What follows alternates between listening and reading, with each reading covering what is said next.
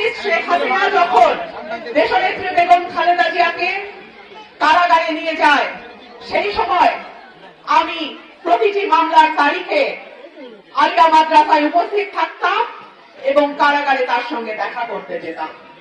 সেই সময়ও আমরা দেশনেত্রী বেগম খালেদা জিয়াকে এত অসুস্থ দেখি নাই।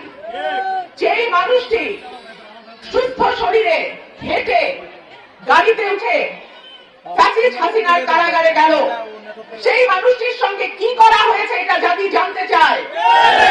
আজকে তার এই জীবন মৃত্যুর সন্ধিক্ষণে তিনি আজকে উপস্থিত। আমরা সন্দেহ করি তিনি যখন কারাগারে ছিলেন তখন তাকে কোন রকম কোন চিকিৎসা দেওয়া হয় নাই। তিনি যখন কারাগারে ছিলেন তখন জানি না তাকে কি বিষ প্রয়োগ করা হয়েছে কিনা, কিংবা এমন কিছু করা হয়েছে কিনা যে কারণে তার শারীরিক অবস্থার এত দ্রুত অবনতি হয়েছে।